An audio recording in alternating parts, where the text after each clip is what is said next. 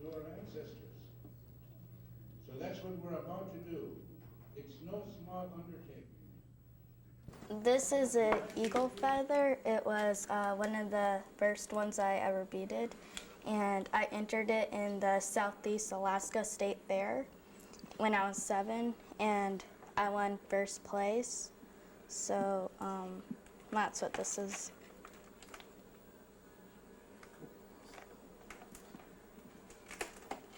And notice it says best of class. So what's the class of that? The age group is like 5 to 7 or something like that. So the other thing I heard is that you've begun selling a lot of this stuff, and so tell me how you got started doing that and how that works. The first thing I ever made was a beaded feather, and that was like when I was 4 or 5. So like that's how I started, and I started to make some more. And then as I got older, I started to like moccasins and bear tooth and all that, paperweights and all that stuff. Cool. And then how'd you wind up selling your stuff? Like bazaars, or like if somebody was looking for something, they would like go to my house and like look around, and sometimes like they would buy some stuff. So. That's good. And I've heard you sell stuff. You sell stuff on the internet? No. No, you don't. Okay. That's cool. And when you're working on these things, you know what? Like, how long does it take you to do a pair of moccasins? Well, I go to class with my mom in 3 hours each day, 3 times a week, and the beadwork is usually takes the longest, but like sewing it together is the easiest. So maybe like about a week, depends like how long I'm working or something. Like I did these 2 baby booties and both in a week. So. And when you get done with some of these pieces, you know, how do you feel? Good. Why is that? Like it feels good because like you accomplished like another project. Cool. And how do you feel when somebody maybe sees one of these at a bazaar and they buy it from you? Feels good because you get more money. That's cool. And if there's other people like your age around that might see this, you know, what kind of advice would you give them about? You know, is it hard to get started doing this sort of thing? Well, it's hard if like you if it's like your first time, but like once you get done making a couple, it's easier. So. No, you mentioned your mom comes to a lot of the classes and the times in the evenings when you're working on these. How does it make you feel to be able to hang out with your mom and work on stuff like this? It feels good because like she's one of the teachers, and like if I need help, I could have her to help me and stuff. That's cool. Tell me what you think. Maybe you know, maybe 5 years like down the road when you're maybe in high school or getting older. You think you'll tell me what you think you'll be doing with the beading and with the sewing? Well, hopefully I'll start doing like more projects and keep on doing this kind of stuff and like make more money if I'm like gonna go out of town or something. But yeah, so hopefully like I'll keep on doing this.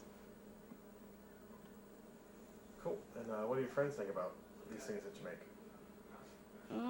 They don't really know. Really? You don't show them the things that you make? No. Why not? I don't know. That's cool. And well, I think that's all the questions I had. Yeah, is there anything else that you'd like to add? I think that's about it. Okay, cool.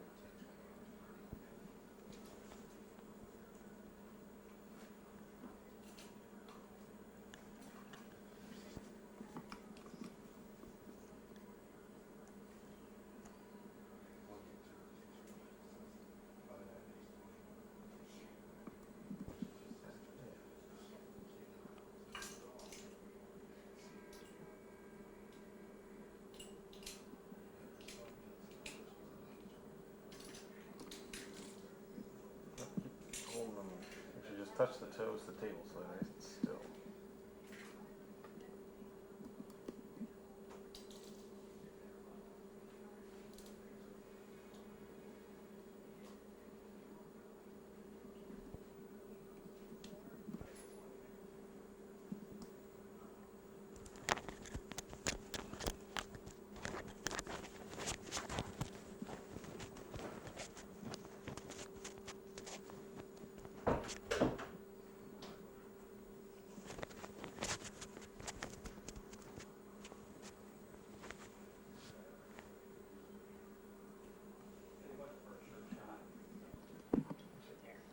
Shot of you two together. That'd be cool too.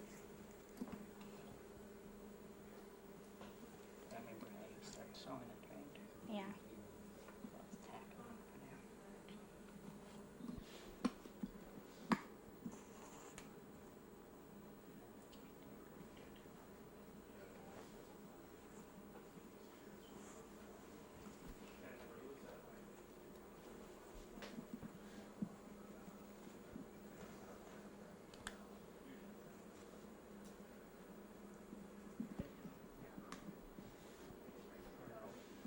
How long do you think it's gonna take you? Maybe another hour? Think you could be done in an hour?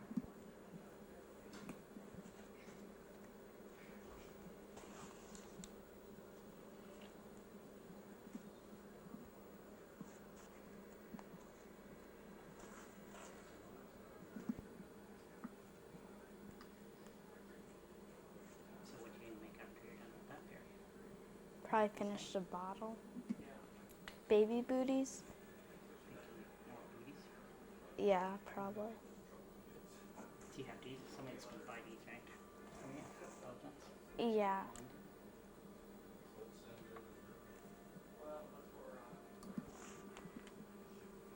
We're gonna have to cut them off for that, so don't sew it on really good because that's really what's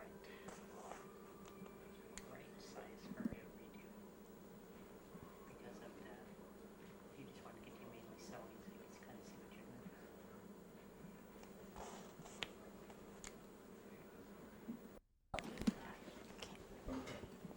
Okay. Yeah, Cheryl. What's Okay. that? This is a seal. Tell me how that seal wound up sitting under your couch. Well, I think my uncle shot this one, and my mom bought it off of him for a pretty good price.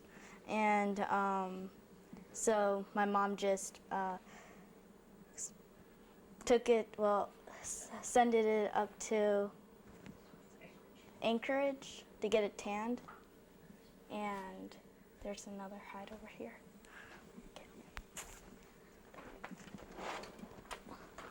Okay. One step that way so I can get this out of here. Not right in front of the windows. And, okay. This is a seal otter, and it's the most expensive burr. And on the back, my sister, she did this. And she also shot it. Is it eagle and a raven?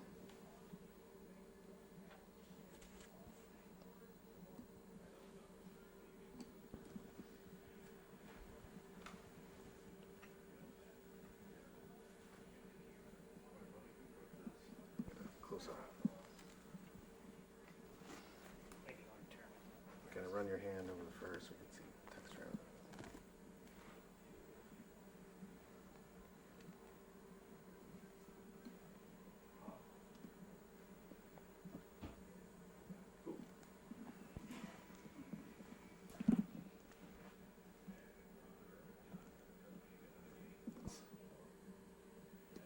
Like a grumpy cat.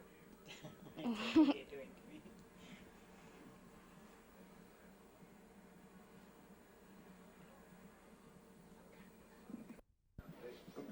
I'll be pretending I'm gonna drink the water. Yeah, perfect. Well, you can actually get a drink of water next time. Everybody's gonna be drinking water. Come on, come in. Be careful, yeah. Don't hide behind the wall. Once you grab a bowl, get a bowl of soup. Get a bowl and then get a bowl of soup.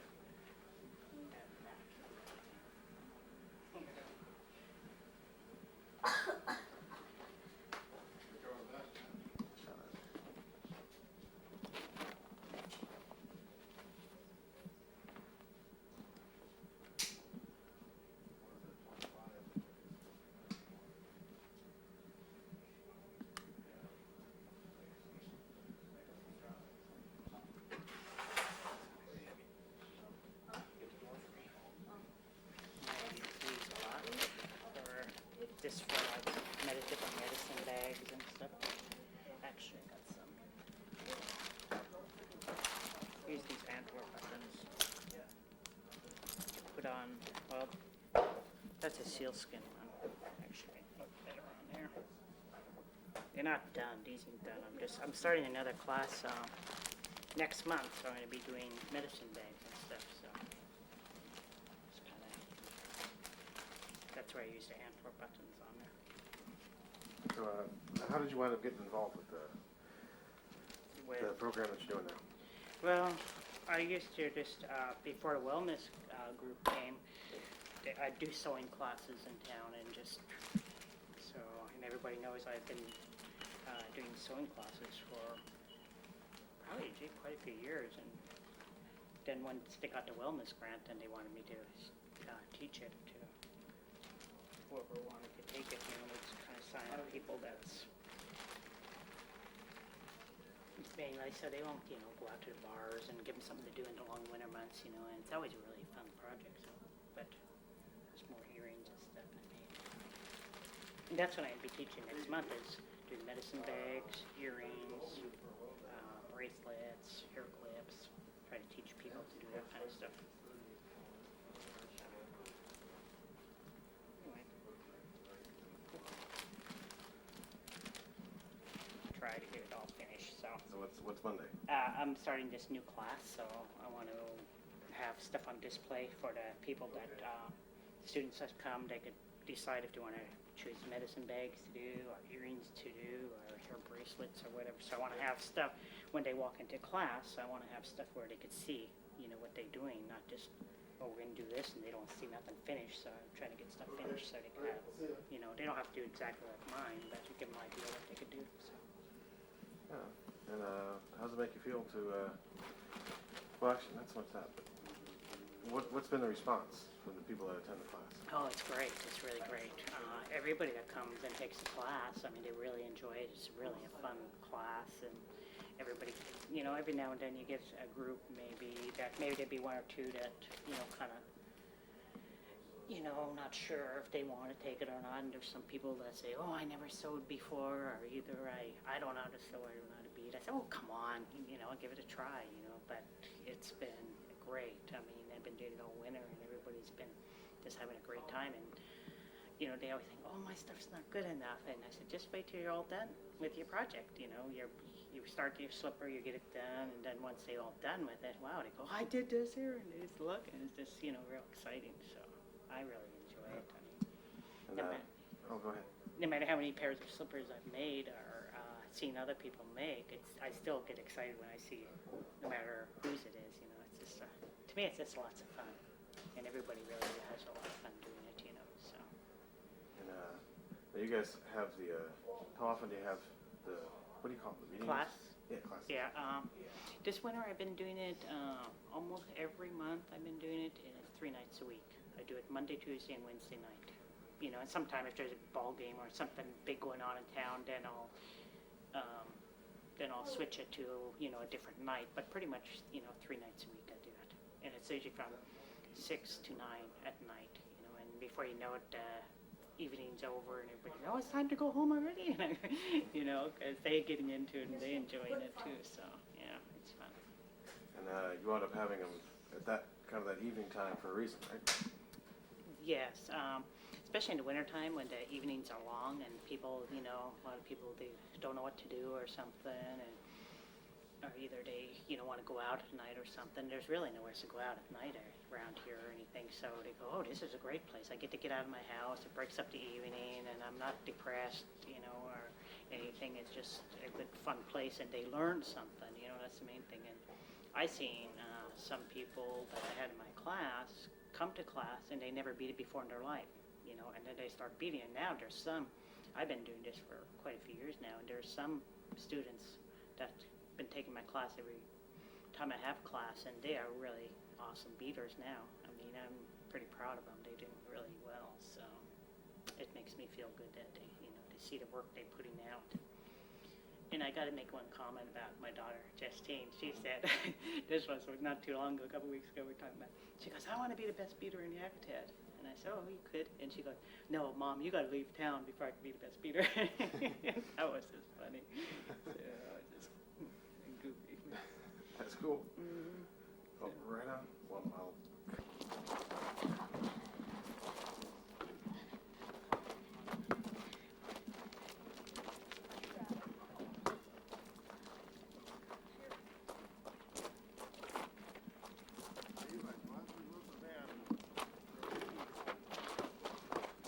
that's fine.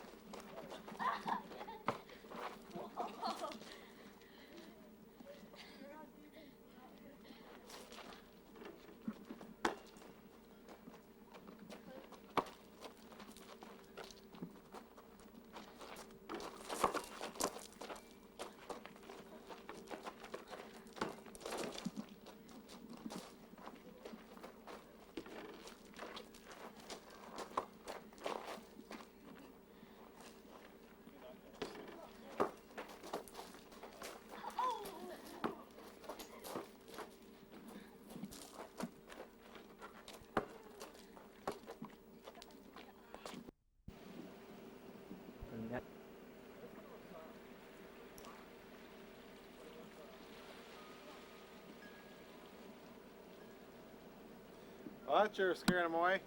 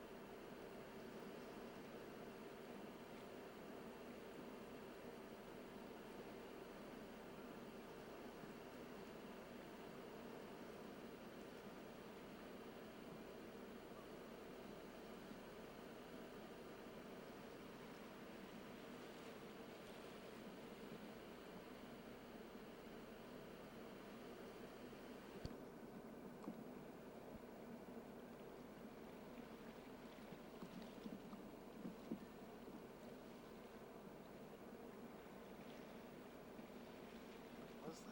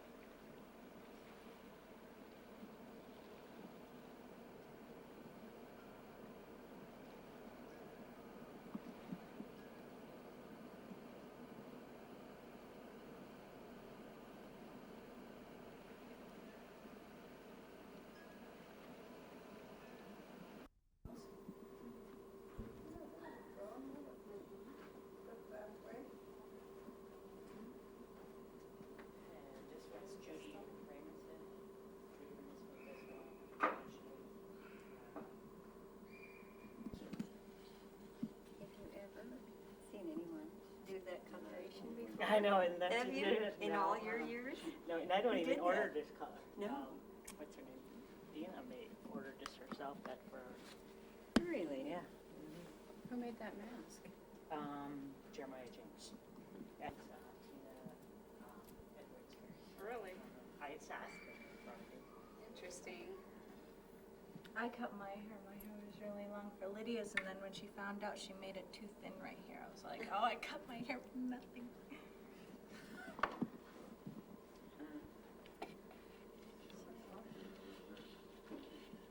Okay, next month, May, we're gonna do hair clips, medicine bag, bracelets. What else?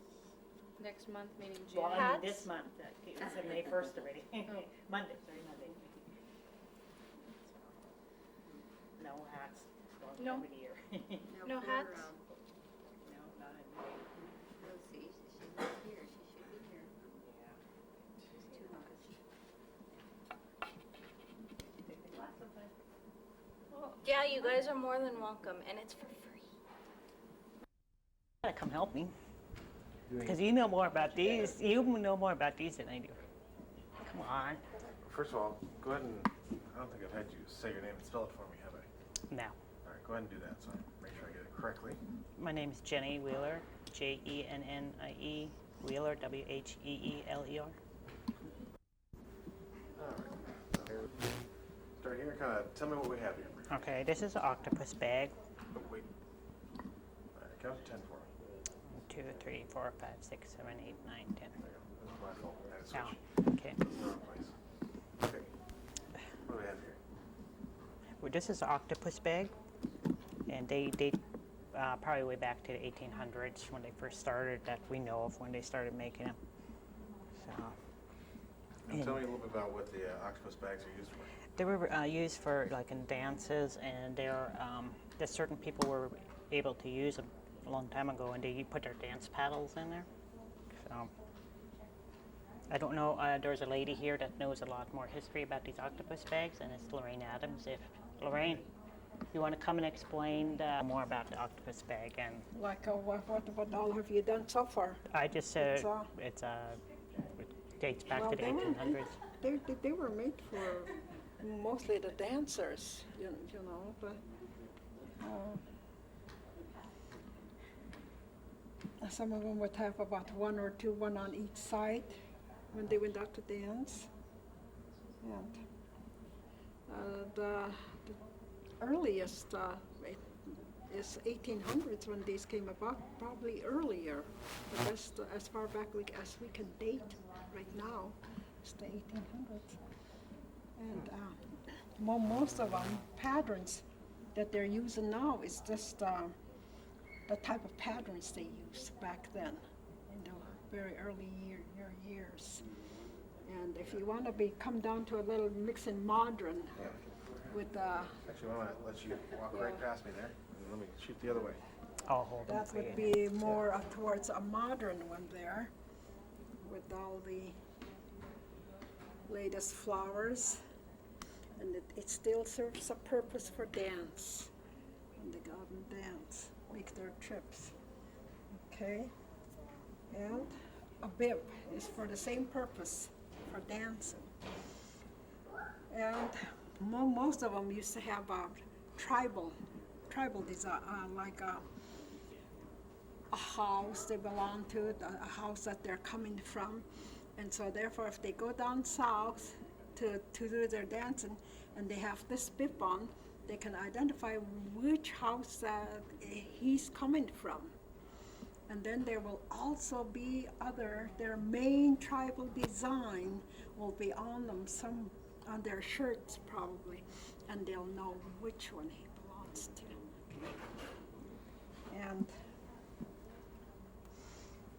And this is also used for dancing. Boots. This here, the long. Yeah, tell me about when you look at this. Tell me what you're seeing.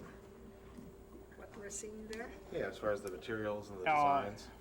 This is sealskin here on here, and this is sea otter up on top, and these are sea otter too. And then the front here, we have smoked moose hide, and then she used felt. Tina Valley made these pair, and then the bottom part is elk. You could use different stuff, but that's what's on this one. So,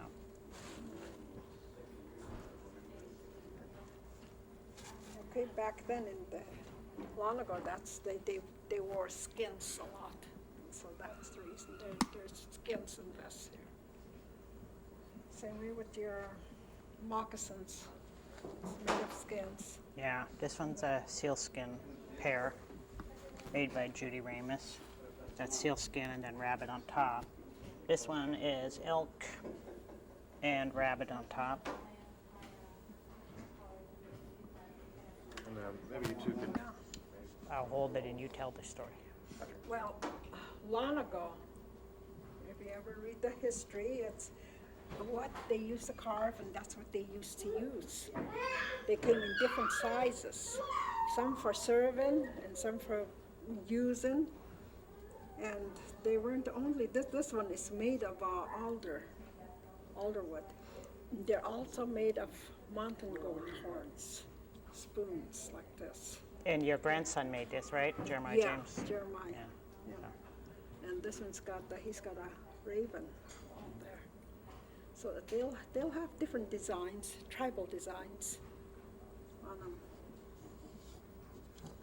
And then the canoe, okay, these were this type that goes in like this. There must be a name for it, but it's the type that they used to go up among the icebergs.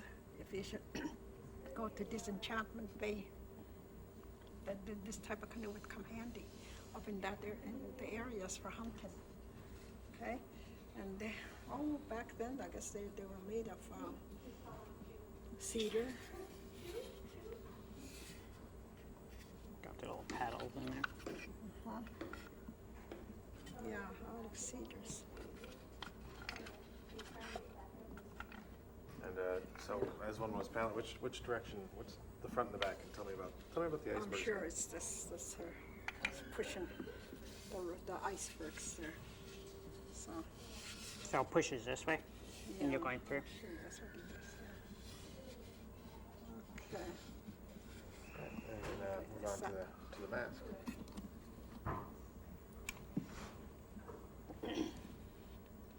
The mask.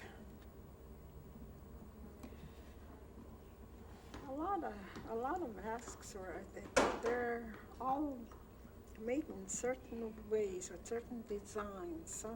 A lot of them I suppose is made for a shaman. Yeah, and this one also, Yeah. Jeremiah James made, your grandson. Yeah. Yeah, and they also use them for dancing. So. And this is all real hair, right? Yeah, and they used to have different types of painting, and it'll represent the different tribes, and you start using all these different designs on them. Could tell. Paddles, And this is the and dance that's paddle. for. This is They're another one. also used for dancing. Another one of Jeremiah's. Yeah. And long ago, that's what they used to have, for potlatches, they'd be all tribal, like if you were given, if the raven was given a potlatch inviting the eagles, okay, it's gonna be a certain type of eagle tribe they'll have their design on it, and the head of a household of a tribe that you invited, it's who the paddle is going to be presented to, and it's the type that you would only the head person would be holding among the dancers. It's a good identification in tribal sense.